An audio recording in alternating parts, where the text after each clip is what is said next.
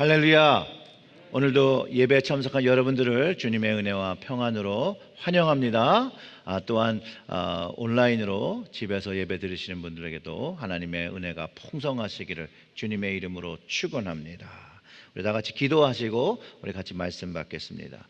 하나님 아버지, 이 시간에 성령을 부어 주어서 우리가 하나님의 말씀을 더 깊게 깨닫고 정말로 은혜 받은 자가 누구인지, 하나님께서 주신 은혜가 무엇인지, 그 은혜로 말미암아 내가 어떻게 살아야 하는지를 이 시간 다시 한번 깨닫게 하시고, 또 그 깨달은 것을 순종하여 우리의 삶 속에서 행할 수 있도록 하나님, 이 시간 하나님께서 주장하여 주시옵소서.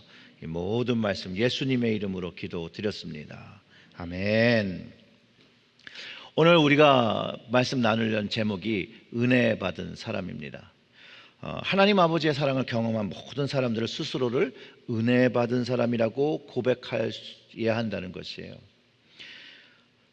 사랑하는 성도 여러분, 저는 하나님의 은혜 없이 저는 이 자리에 설 수 없는 사람이고, 또 하나님의 은혜가 없다라면 앞으로 어떻게 살아야 할지 참 알 수 없습니다. 특별히 그 하나님의 은혜로 인해서 정말 절망의 시기에서 용기를 얻기도 하고 또 다시 설 수도 있었습니다.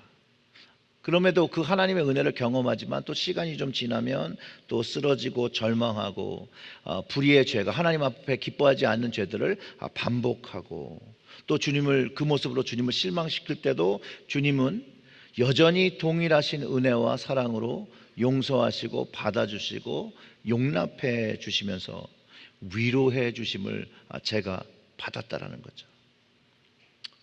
그럼에도 불구하고, 그 은혜를 받음에도 불구하고 또 삶이 어려워지고 힘들어지면 또 쉽게 절망하고 방황하고, 정말 주님을 의심하던 그 도마처럼 주님께서 그 도마에게 오신 것처럼 또 주님께서 찾아오셔서 주님의 그 십자가와 부활의 그 흔적인 그 손을 만져보게 하시는 것처럼 그 피 묻은 손을 경험케 하시고, 그 손을 통해서 치유와 회복을 얻게 하시면서 새로운 은혜를 다시 한번 경험케 하고 주님이 이끄시는 그 믿음의 나라로 나아갈 수 있도록 긍휼을 베풀어 주신 것을 경험했다라는 거예요. 그래서 저는 은혜 받은 사람이라고 고백을 하고요. 그래서 하나님의 전적인 은혜임을 고백하지 아니할 수가 없어요. 하나님의 은혜로 살아왔고 또 살아가는 것을 알기 때문에 오늘도 이 자리에 서서 하나님께, 이 예배 자리에서 하나님께 영광 돌릴 수밖에 없다는 거예요. 그래서 이렇게 고백하면 참 좋은 것 같아요. 하나님, 예수님, 성령님 홀로 영광 받으소서 라는 마음으로 오늘 예배를 드려야 한다는 것이죠. 아마 여러분들도 저와 동일하신 그 주님의 은혜를 경험했기 때문에 오늘 이 예배 자리에 나오셔서 하나님 아버지께 영광과 찬송을 드리신다고 저는 확신합니다. 그렇기 때문에 그리스도인은 은혜 받은 사람입니다. 은혜 받은 사람. 왜냐하면 예수 그리스도로 말미암아 우리가 믿음으로 서 있는 이 은혜에 들어감을 얻었다라고, 그리고 하나님의 영광을 바라본다라고 성경이 기록하고 있는데요. 그 로마서 5장 1절과 2절을 보면 이렇습니다. 그러므로 우리가 믿음으로 의롭다 하심을 받았으니 우리 주 예수 그리스도로 말미암아 하나님과 화평을 누리자. 또한 그로 말미암아 우리가 믿음으로 서 있는 이 은혜에 들어감을 얻었으며 하나님의 영광을 바라고 즐거워하느니라. 아멘. 그렇기 때문에 그리스도인들은 은혜를 받은 사람이며 은혜로 들어간 사람이고 은혜에 서 있는 사람이라는 것이에요. 즉 의롭다 하심을 받은 사람이 바로 은혜를 받은 사람입니다. 그래서 사도 바울은 예수 그리스도를 믿는 자는 더 이상 율법 아래 있지 아니하고 은혜 아래 있다라고 말해 주었습니다. 즉 은혜 안에 있는 사람은 율법 아래 있지 아니한다는 말과 같습니다. 그리스도인들은 그렇기 때문에 율법의 영향 아래 사는 것이 아니라 은혜의 영향으로 사는 사람이라는 것, 은혜 받은 사람은 주님의 은혜의 영향으로 살아가는 사람인 것을 가르쳐 줍니다. 사랑하는 성도 여러분, 여러분들은 주님의 은혜의 영향으로 살고 계십니까? 아멘. 오늘 본문이 로마서죠. 로마서는 많은 분들이 어렵다라고 하십니다. 로마서는 어려운 거.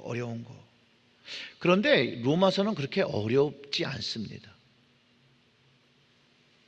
어려운데 왜 안 어렵다고 하시지라고 말씀하실 수 있지만, 로마서는 말 그대로 편지예요. 편지. 사도 바울이요, 사람들이 이해하지 못하는 말로 편지를 쓴 거 아니에요. 편지는요, 사람들이 쉽게 이해할 수 있고 쓰는 사람이 자신의 생각을 전달하려고 쓰는 게 편지잖아요. 그래서 바울은 로마에 보낸 이 편지를 어렵게 쓰지 않았어요. 신학자하고 목회자만 이해할수록 쓴 것이 아니에요. 외려 로마서는 은혜의 서신이에요. 은혜가 무엇인지를 가르쳐주는 편지고, 그 은혜 때문에 감동과 감격이 있는 편지고, 그래서 이 편지를 읽으면 은혜 받은 사람은 더 힘을 얻고 더 용기를 얻고 더 위로를 얻고 더 힘을 낼 수 있는 그런 편지라는 것이에요. 이 어떤 의미냐면요, 저는 이제 아버지가 굉장히 일찍 돌아가셨잖아요. 그때 제가 이제 유학 왔을 때 아버지가 저에게, 유학하는 아들에게 쓰신 편지가 있어요. 제 사무실에 제가 모아놨는데 꽤 많이 아버지가 공부하는 동안에 편지를 보내주셨어요. 저는 세상 살면서 좀 마음이 어려운 일이 있을 때 이 아버지의 편지를 가끔 꺼내 봅니다. 그런데 정말로 그 당시 아버지가 써주신 그 편지가 오늘을 살아가는 어려움을 위로하고 이길 수 있는 힘을 많이 얻게 된다는 거죠. 그리고 그 편지를 읽으며 다시 한번 그 아버지의 마음이 전해지고 아버지의 사랑이 전해지고 다시 한번 용기 내고 다시 한번 힘을 내고 더 열심히 살아야겠다는 결심을 하게 되죠. 성경 안에 있는 그런 서신들이 다 그런 역할을 하고 있다는 거예요, 여러분. 하나님 아버지가 많은 사람들을 통해서 하나님의 사랑과 은혜를 가르쳐 주신 편지라는 거예요. 로마서뿐만 아니라 성경에 있는 모든 서신들이 이런 용도로 사용되는 것이라는 거예요. 오늘은 로마서를 본문으로 선택했으니까 로마서를 가지고 은혜 받은 사람에 대한 이야기를 좀 나눠보려고 해요. 로마서는 말 그대로 로마에 있는 사람들에게 전해진 편지예요. 그리고 그들이 예수 그리스도를 더 깊이 알고 십자가의 의미, 부활의 의미, 또 그리스도인의 삶을 살려는 사람들에게 아주 쉽고 아주 명확하게 그 방법과 해법을 제시해주는 그런 잘 쓰여진 편지라는 거예요. 그런 마음을 가지고 여러분 이 로마서를 읽어보세요. 그러면 성령님께서 이 로마서에 있는 이야기들을 다 깨닫게 해주실 거예요. 물론 그리스도의 은혜를 아직 경험하지 못하고 십자가가 나를 위한 구속의 은혜인 것을 아직 모르시는 분들은 이게 조금 어렵고 이해하기가 어려울 수도 있어요. 물론 그 당시의 문화적 차이와 다름이 우리가 지금 살아가는 시대와 다르긴 하나 본질적인 복음과 그 은혜가 같기 때문에, 동일하기 때문에 우리는 이 로마서의 내용들을 충분히 다 혼자서 읽고 소화해낼 수 있다는 거예요. 오늘 본문 속에서 율법 아래 영향을 받는 사람들은 어떤 사람인지 먼저 이해를 하고 그 반대적인 개념으로 쓰이는 은혜의 영향을 받는 사람들은 무엇인지를, 어떤 사람인지 좀 살펴보도록 하겠습니다. 사도 바울이 로마서에서 율법이라고 하는 것은 구약 전체의 내용을 포괄해서 말하는 표현입니다. 이스라엘 사람들에게 율법이라고 하면 하나님과의 구원의 약속과 그 구원의 약속과 연관된 그 법령들, 율법들입니다. 즉 구원을 위해서 그들이 지켜야 하고 따라야 할 법령들을 말해주고 있다는 거예요. 그리고 모세 때부터 사실 지금까지 순종하면서 지켜오고 있다라고 유대인들이 말하고 있는 것이죠. 그래서 회당에서 율법의 율례와 계명과 규례와 법령을 지금도 배우고 지금도 지키고 있고 지금도 절기를 보내고 있는 것입니다. 율법 안에는 또 법이 있는데 제사법이라는 게 있어요. 그리고 이 제사가 성전에서 제사를 통해서 하나님이 이스라엘에게 용서함을 얻게 하셨어요. 죄의 문제를 이 성전에서 제사라는 것을 통해서 해결해 주셨는데, 만약 지금까지 성전이 존재한다면, 존재해서 그 속죄제와 속건제와 화목제를 번제로 드릴 수 있다면 이 로마서의 이야기를 이해할 수 없게 된다는 거예요. 그런데 예수님이 예언하신 것처럼 성전이 주후 70년대에 로마군에 있어서 파괴됩니다. 그 이후로는요, 유대인들은 제사를 드릴 수가 없어요. 유대인들에게 제사를 드리지 못한다는 이야기는 하나님의 임재가 없는 것뿐만 아니라 자신의 죄에 대한 문제를 해결할 수 없다라는 것이에요. 유대인들은 회당에서 자신들의 죄에 대한 문제를 해결할 수 없습니다. 법령은 있죠. 제사법도 있죠. 하지만 그 제사법을 행할 수 있는 장소가 더 이상 없습니다. 개인적으로는요, 예수님께서 십자가를 감당하시고 그 휘장이 위로부터 아래로 찢어진 후로는 하나님의 임재는 더 이상 성전에 있지 않고 떠났다라고 저는 믿습니다. 그러나 십자가의 도라는 책에서 쓴 제이씨 펜 루이스의 말을 의하면 십자가는 죄인이 거룩하고 흠없는 새로운 영역으로 들어가는 문이다라고 표현하는데 맞다라는 거예요. 예수님의 그 십자가를 통해서 새로운 성전의 문이 열렸다라는 것이에요. 용서를 받을 수 있는 문이 열렸다라는 것이에요. 하나님의 긍휼을 경험할 수 있는, 하나님의 임재를 경험할 수 있는 문이 열렸다라는 것이죠. 주님께서 이 십자가의 문으로 하나님과 교제할 수 있는 그 문을 여셨기 때문에 더 이상 성전의 성소와 지성소의 그 기능이 더 이상 필요하지 않다라는 것이에요. 그리고 부활하신 예수님과 약속의 성령님으로 충분히 우리는 하나님의 임재를 경험하며 하나님의 용서를 경험하고 하나님의 은혜를 받을 수 있다라는 것이에요. 그래서 사도 바울이 말하는 율법은 죄의 문제를 해결할 수 없더라고 해요. 율법이 말하고 강조하는 모든 사람들의 입을 막게 하는 것, 즉 율법을 지키고 행하고 암기하고 이해할지라도 그들이 죄의 문제를 해결할 수 없기 때문에 그들은 포함한 온 세상이 하나님의 심판 아래 있다라는 것을 이 성경이, 율법이 깨닫게 한다라는 거예요. 저는 이 이유로 사실상 하나님께서 예루살렘 성전을 무너지게 하신 거라고 저는 믿어요. 그리고 아직까지 다시 세워지지 못하게 하신 것도 그 이유라는 거예요. 유대인들이 또 많은 사람들이 예수님을 통해서 구원을 얻기 원하시니까. 그래서 다시 세워지지 않는다라는 거예요. 모든 사람들이 예수님께로 돌아와, 유대인들을 포함해서 예수님께로 돌아와 예수님을 믿게 하기 위해서, 만약 성전이 지어진다면 예수님께 돌아오지 않겠죠. 다시 율법의 기능을 점검하면 하나님 앞에 자신의 죄를 깨닫는 그 역할을 하게 되는데, 그 죄 때문에 내가 심판을 받을 수밖에 없구나, 그런 것을 알게 된다는 거예요. 로마 3장 19절과 20절의 말씀을 읽어보면 이해가 더 쉽게 될 것입니다. 우리가 알거니와 무릇 율법이 말하는 바 율법 아래에 있는 자들에게 말하는 것이니 이는 모든 입을 막고 온 세상으로 하나님의 심판 아래 있게 하려 함이라. 그러므로 율법의 행위로 그 앞에 의롭다 하심을 얻을 육체가 어떻게 해요? 없나니 율법으로는 죄를 깨닫게 한다는 것이에요.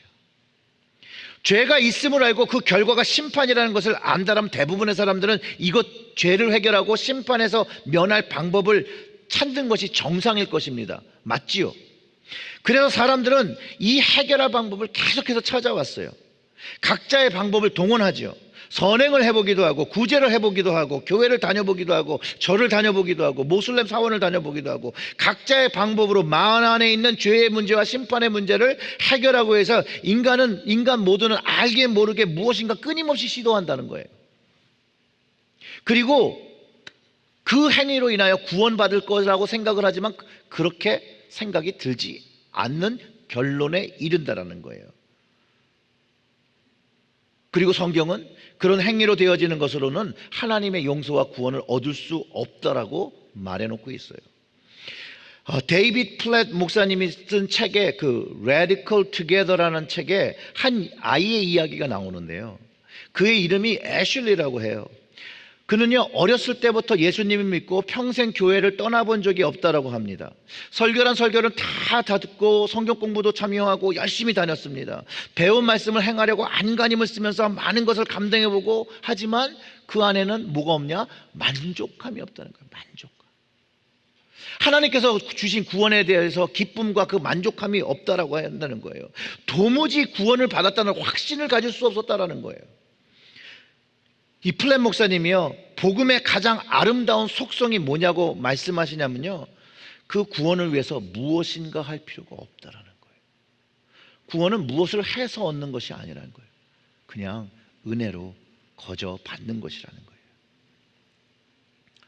무슨 일을 하던 가령 다 세상에 있는 내 것들을 다 정리하고 세상의 가장 위험한 지역에 들어가서 사역을 해도 그 사역의 결과로 구원을 얻을 수 없고, 그 플랫 목사님의 요점은요, 예수 그리스도를 믿는 믿음의 그 십자가와 구속함, 그 은혜 받음 없이 행위와 그 행위로 인한 믿음은 구원을 받을 수 없다라고 명확하게 가르쳐 주는 거예요.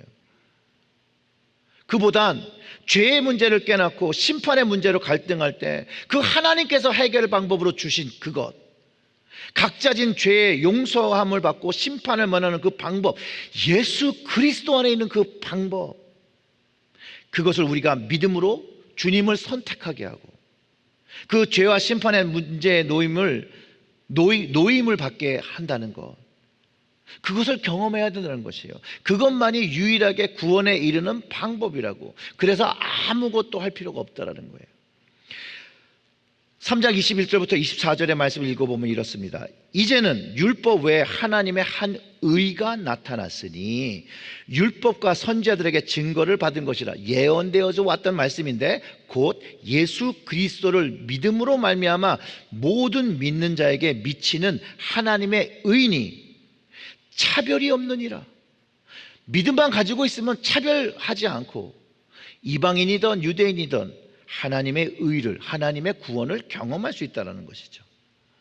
세상 사람 앞에 하나님의 모든 사람들은 죄를 범하였음에 하나님의 영광을 이루지 못하더니 그리스도 예수 안에 있는 속량으로 말미암아 하나님의 은혜로 값없이 내가 한 것 없이 의롭다 하심을 얻는 자가 되었느니라. 아멘. 자, 은혜 받은 사람은 용서와 구원을 경험한 사람입니다. 이게 은혜 받은 사람의 정의예요. 하나님의 은혜로 그 아들 예수 그리스도의 죽음과 부활이 나 자신의 죄를 위한 화목제와 속죄제가 되었다라는 것을 믿는 믿음, 그리고 그 경험, 바로 하나님 은혜 아래 놓이게 되며 그 다음부터는 하나님의 영광을 바라볼 수 있는, 하나님 안에서 만족함을 가지며 하나님 안에서 은혜를, 기쁨을 가질 수 있는 모습으로 변해졌다는 거예요. 이제 계속해서 그 25절과 26절을 읽어보면 이래요. 이 예수를 하나님이 그의 피로써 믿음으로 말미암아 화목제물로 세우셨으니 이는 하나님께서 길이 참으시던 중에 전에 지은 죄를 간과하심으로 용서하심으로 자기의 의로우심을 나타내려 하심이니 곧 이때에 자기의 의로우하심을 나타내사 자기도 의로우시며 또한 예수 믿는 자를 의롭다 하려 하심이라. 용서받게 하심이라고 말씀하시는 거예요. 즉 하나님의 은혜를 받은 사람은 더 이상 하나님의 심판에 놓이지 않고, 심판은 죄 때문에 받는 거잖아요. 죄가 용서받았으니 더 이상 하나님의 하나님의 심판을 받지 않고 은혜를 경험한다는 거예요. 그리스도께서 그 죄를 속량하셨기 때문에 그것을 믿음으로 말미암아 은혜를 얻어서 하나님의 영광에 이르게 된 사실을 가르쳐주고 있다는 거예요. 결국 믿음으로 예수 그리스도의 십자가의 용서함을 경험한 사람이 바로 은혜 받은 사람인 것을 가르쳐주고 있다라는 것이에요. 여러분 이해가 되십니까? 주님의 용서는 우리가 구하기 전에 이미 용서해 주신 건데 우리가 믿음으로 그것을 받아들여야 한다는 거예요. 이것을 로마서 5장 8절에서는 하나님의 사랑을 확증해 주신 사건이라고 이해가 합니다. 그 5장 8절의 말씀 함께 같이 읽어볼까요? 우리가 아직 죄인 되었을 때 그리스도께서 우리를 위하여 죽으심으로 하나님께서 우리에 대한 자기의 사랑을 확증하셨느니라. 아멘. 하나님의 사랑은요, 문자로 전해지는 것이 아니라 경험되어져야 된다는 거예요. 그리고 그 경험되어진 것이 문자로 증명되고 있다는 것이에요. 성령님으로 경험되는 것이고, 그리고 성령님으로 경험되면 우리가 고백한 것들이 문자로 기록된 것이 전해지는 것이에요. 그래서 요한복음도 하나님의 말씀이 육신되어 우리 안에 거하게 됨을 말하고 있고, 하나님의 은혜도 성령 안에, 성령님의 임재 안에서 경험되어진 것들을 바울이 기록해서 사람들에게 알려주고 있다는 것이에요. 그리고 이 은혜가 경험되기 위해서 약간의 매개체가 필요한데 그 매개체가 바로 우리가 가진 믿음이라는 거예요. 믿음. 바울이요 로마서 10장 10절을 통해서 뭐라고 말씀해 주시냐면요, 이렇게 얘기합니다. 다 같이 읽어볼까요? 사람이 마음으로 믿어 의에 이르고 입으로 시인하여 구원에 이르니라. 아멘. 이게 믿음의 고백이거든요. 즉 믿음으로 선포하면 의의 주체 되신 예수 그리스도께서 지신 십자가로 인해서 우리가 용서하심, 죄가 없게 된다는 거예요. 죄의 문제가 해결해서 의롭다 하심을 얻게 된다는 것이에요. 그 의롭다 하심을 말해 주실 때 우리는 구원받음을 확신하게 된다는 것이죠. 그리고 이 구원을 경험하는 데는 순간에 이것을 경험해요. 아, 이 구원은 내가 뭔가 해서, 내가 무엇인가를 했기 때문에 얻을 수 있는 것이 아니라는 것을 확실하게 알게 된다는 거예요. 그리고 이 구원받은 것을 내가 한 것이 아니기 때문에 내가 이것을 자랑할 수도 없는 것이라는 것을 알게 된다는 거예요. 그냥 하나님께서 그냥 주신 거라는 거예요. 자랑할 것은 하나님의 은혜, 그냥 하나님께서 그냥 주신 것에 대해서 감사함을 표현한다는 것이죠. 그냥 은혜로 받은 용서와 구원이기 때문에 27절과 30절에서 그런즉 자랑할 데가 어디냐, 있을 수가 없느니라. 무슨 법으로냐, 행위로냐, 아니라 오직 믿음의 법으로니라. 그러므로 사람이 의롭다 하심을 얻는 것은 율법의 행위에 있지 않고 믿음으로 되는 줄 우리가 인정하노라. 하나님은 다만 유대의 하나님이시냐, 또 이방인의 하나님은 아니시냐, 진실로 이방인의 하나님도 되시느니라. 할례자도 믿음으로 말미암아, 또한 무할례자도 믿음으로 말미암아 의롭다 하실 하나님은 몇 분이요? 한 분이라는 거예요. 한 분. 하나님 외에 다른 신이 없다라는 거죠. 구원은요, 율법의 행위와 특별한 선행에 있지 않습니다. 구원은 인종을 구분하지 않습니다. 구원은 성별을 구분하지 않습니다. 오직 구원은 예수 그리스도의 구속의 은혜를 믿음으로 받는 것이라는 거예요. 우리가 비록 이전의 삶이 악한 행위를 가지고 있음에도 불구하고 의롭다 칭함을 받는 것은 하나님의 은혜이며 주님의 그리스도의 구속의 공로라는 것이에요. 믿음으로 의롭다 칭함을 받았다는 것은 계속해서 구원받은 자의 모습으로, 거룩한 백성의 모습으로 살기 위해서 그 이후에 선한 행실, 주님을 닮아 살아야 한다는 것이죠. 성화의 삶을 살아야 한다는 것을 가르쳐주고 있다는 것이에요. 그것이 우리의 구원받은 자들의 의무와 과제인 것, 호목이라는 것이죠. 언제까지요? 하나님을 다시 만나는 그날까지, 주님이 다시 오시는 그날까지 우리들이, 은혜 받은 사람들이 해야 할 호목, 과제라는 것이에요. 하나님 앞에 기쁘신 거룩한 삶이 되기 위해서는, 이것을 지속하기 위해서는 우리는 은혜가 계속 경험되어야 되는 거예요. 하나님의 은혜를 계속 받아야 하는 것이에요. 그래서 그리스도께서 우리에게 우리의 의가 계속 되어 주셔야 되는 것이에요. 주님이 주시는 이 의, 성령님의 역사하심으로 복음의 삶을 살려는 우리에게, 성화의 삶을 살려는 우리에게, 왕같은 제사장의 삶을 살려는 우리에게 공급해 주신다는 거예요. 공급해 주신다는 거. 그래서 주님의 은혜가 있어야 우리는 하나님이 기뻐하시는 일들을 감당하게 된다는 거예요. 즉 믿음의 삶은 예수를 믿는 믿음으로 그 삶이 율법으로 다시 율법이 다시 세워지는 거예요. 은혜로요. 그런즉 우리가 믿음으로 말미암아 율법을 파기하느냐? 그럴 수 없느니라. 도리어 율법을 굳게 세우니라. 은혜 아래 사는 사람들이 이제 이 율법을 이제 세워나간다는 거예요. 처음에는 은혜로 되어진 거예요. 믿음으로 은혜가 되어지고 이 은혜로 율법, 하나님이 주신 말씀을 이루어가는 것이 그리스도인들이 살아야 된다는 것이에요. 그래서 로마서 6장 15절에 우리가 법 아래에 있지 아니하고 은혜 아래에 있으니 죄를 지으리요 라고 얘기하면서, 은혜 받은 사람들은 죄에서 해방되었고 용서함을 받았으니까 더 이상 이전의 죄를 짓지 말라는 것이죠. 똑같은 죄를 반복하지 말아야 되는 것으로 이해해야 한다는 거예요. 즉 은혜를 받은 사람들은 방종한 마음과 생활을 거부해야 되는 것이에요.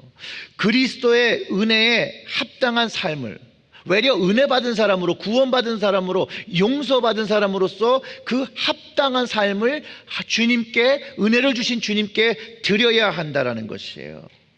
자, 그러면 은혜 받은 사람이 해야 할 합당한 생활이 무엇일까? 동일한 로마서에서 그 답변을 찾아보면 12장 1절과 2절의 말씀에서 한번 찾아봅니다. 그러므로 형제들아, 내가 하나님의 모든 자비하심으로 너희를 권하노니 너희 몸을 하나님이 기뻐하시는 거룩한 산 제물로 드리라. 이는 너희가 드릴 영적 예배니라.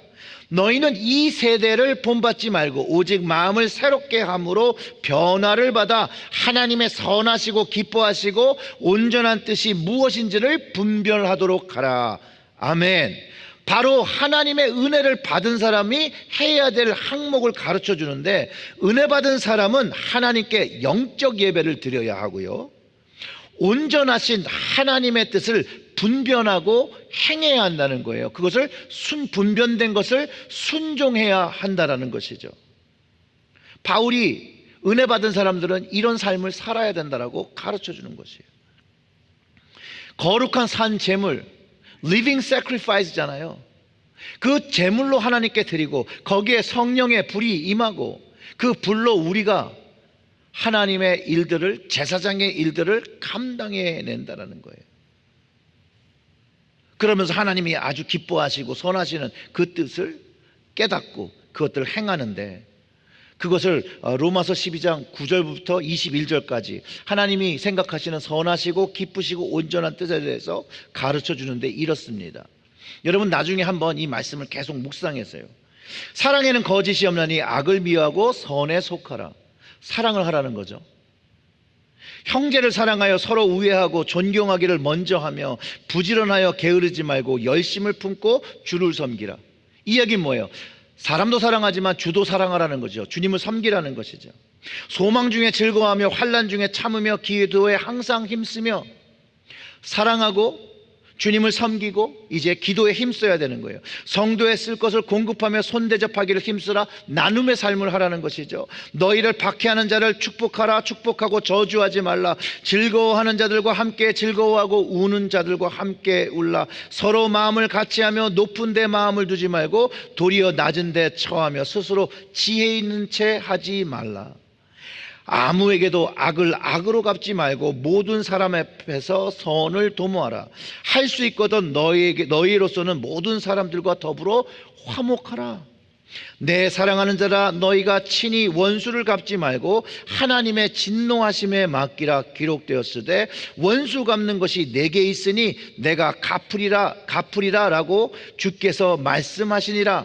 내 원수가 줄이거든 먹이고 목마르거든 마시게 하라. 그리함으로 내가 숯불을 그 머리에 쌓아 놓으리라. 악에 지지 말고 선으로 악을 이기라. 아멘. 은혜 받은 사람이 해야 될 것들이라는 거예요. 그 중심에 사랑이라는 것이 있고요, 거기에 섬김이라는 것이 있고요, 주님께 드리는 기도의 삶이 있고요, 말씀의 삶이 있다는 거예요. 그래서 말씀의 삶이 그렇게 중요한 거예요. 이 말씀이 우리가 어떻게 살아야 하는 그 방향성을 계속해서 가르쳐주고 있고, 하나님의 은혜는 우리가 그 가르쳐준 방향을 할 수 있도록, 실행할 수 있도록 저희들을 도와주시는 힘이라는 것이에요. 자, 은혜 받은 사람들의 모습이 바로 이런 모습이 되어야 한다는 거예요. 사랑하는 성도 여러분, 우리 모두가 하나님의 은혜를 받은 사람들이라는 것이에요. 그런데 은혜를 받은 것에서만 그치면 안 되고 은혜를 받은 사람으로서의 합당한 삶을 살아야 한다는 거예요. 그리고 주님께 감사가 넘치는 예배의 삶을 드려야 하는 것을 가르쳐 준다는 것이에요. 그 은혜 받음이 감사함으로 되어질 때 예배의 삶도, 섬김의 삶도, 나눔의 삶도, 십자가의 삶도, 복음의 삶도, 사랑의 삶도 모두 우리가 기쁨으로 감당할 수 있게 된다는 것이에요. 그리고 그것을 감당할 때마다 더욱더 새로운 은혜가 채워지는 하나님의 깊은 은혜를 경험하게 된다는 것이에요. 사랑하는 성도 여러분, 우리의 환경과 우리의 상황이 어떠한지는 다 똑같지 않죠. 그러나 그것이 각기 다 다를지라도 여러분들이 하나님으로부터 은혜 받은 사람이라는 것을 꼭 기억하시고 은혜 받은 자의 합당한 삶, 그것을 위해 늘 하나님의 은혜를 구하고 그 은혜가 가슴 속에서 여러분들의 삶을, 여러분들이 그 은혜 아래 이끌어져 가는 삶을 살아가실 수 있도록 늘 하나님께 힘쓰므로 나아가시기를 주님의 이름으로 축원합니다. 아멘. 우리 다 같이 좀 기도할까요?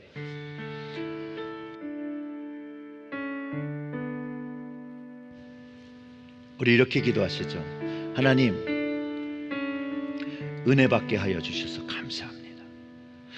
주님이 나를 위해서 내가 가지고 있는 모든 죄를 대속하신 것 감사합니다. 오늘 믿음으로 그것을 다시 한번 클레임합니다. 나의 죄를 위하여, 나를 위하여 대신 죽으신 주님 감사와 찬양을 드립니다. 이것으로 생명을 얻었고 용서함을 얻었고 구원을 얻었습니다. 감사합니다. 이 은혜가 계속해서 우리의 삶을 주장하시고 이 은혜 아래서 살아가는 사람이 되게 해달라고 우리 같이 좀 소리내어 기도하겠습니다. 하나님 아버지 감사합니다. 은혜 받게 하여 주신 것, 복음을 깨닫게 하신 것, 주님의 사랑을 경험케 하신 것 감사합니다. 이 은혜를 가지고 살아가게 하여 주시옵소서. 이 모든 것 주님이 오늘날까지 은혜를 베풀어 주셨기 때문에 오늘 이 자리까지 서서 하나님 나올 수 있음을 고백합니다. 우리의 가정들을 지켜주신 거, 우리의 자녀들을 지켜주신 거, 오늘날까지 우리를 지켜주신 거, 하나님 모든 것이 하나님의 은혜였음을 다시 한번 고백합니다. 하나님, 은혜를 받은 자인데 은혜 모르고 살아간 그것들을 회개하고 다시 한번 주님께 나옵니다. 주님, 어려울 때도 은혜를 베풀어 주시고 죄악을 행할 때도 은혜를 베풀어 주시고 마음에 어려움이 있을 때도 은혜를 베풀어 주시고 마음에 슬픔이 있을 때도 은혜를 베풀어 주시고 마음에 아픔이 있을 때도 은혜를 베풀어 주셨음에 감사와 찬양을 드립니다. 하나님의 사랑이 너무나도 무궁하신 것, 그 은혜를 헤아릴 수 없다는 걸 다시 한번 깨닫고 다시 한번 감사와 찬양을 드립니다. 하나님 아버지 홀로 영광 받아 주시옵소서. 은혜를 주신, 은혜를 내려주신 하나님 홀로 영광 받아 주시옵소서. 오늘도 감사함으로 예배드리고 하나님 감사함으로 하나님을 찬양할 때 우리의 가정에 하나님 더 큰 은혜가 임하게 하여 주시옵소서. 더 깊은 은혜가 하나님 임하게 하여 주시옵소서. 더 깊고 넓고 높은 그 은혜가 우리의 삶을 주장하여 주시기를 간절히 소원합니다. 그리할 때 하나님의 그 기쁘신 그 뜻을 분별하며 거룩한 제사장의 삶을 감당하고 하나님을 예배하며 하나님을 찬양하며 하나님의 선하시고 기쁘신 뜻을 우리의 땅에서 행함으로 인하여 복음의 문이, 은혜의 문이 하나님 이 세상에 열릴 수 있도록 주여 저희들을 사용하여 주시고 인도하여 주시옵소서. 하나님 아버지 감사합니다. 죄인의 모습을 가지고 있지만 주님의 은혜로 용서하여 주시고 하나님의 심판에 이르렀던 사람이지만 주님께서 대신 그 죄를 지어주심으로 인하여 용서하시고 죄에서 벗어나 생명으로, 영원한 생명으로 영원한 영광을 바라볼 수 있게 하신 하나님 감사와 찬양을 드립니다. 이 시간 다시 한번 은혜를 깨닫게 하시고 은혜를 사모하게 하시고 은혜를 바라보게 하셨으니 하나님 그 마음을 열고 하나님께로 그 은혜를 갈구하며 나오는 모든 심령에 하나님의 은혜를 가득 부어 주시옵소서. 그래서 용기 얻고 힘 얻고 기쁨 얻고 감사함 가지고 살아갈 수 있도록, 기쁨, 구원의 기쁨을 가지고 누리며 살아갈 수 있도록 주께서 역사하여 주시옵소서. 오늘의 이 로마서의 말씀이 하나님 아버지가 나에게 주시는 편지로 하나님 받아들여지고 살아갈 동안, 어려운 일 당할 동안 하나님 위로가 필요할 때 이 로마서를 열어보며 주님의 사랑, 주님의 은혜를 다시 한번 기억하며 힘을 얻을 수 있도록 하나님 주시는 지혜로 깨달아지는 은혜 허락하여 주시옵소서. 이 모든 말씀 우리 구주 예수님의 이름으로 기도드렸습니다. 아멘.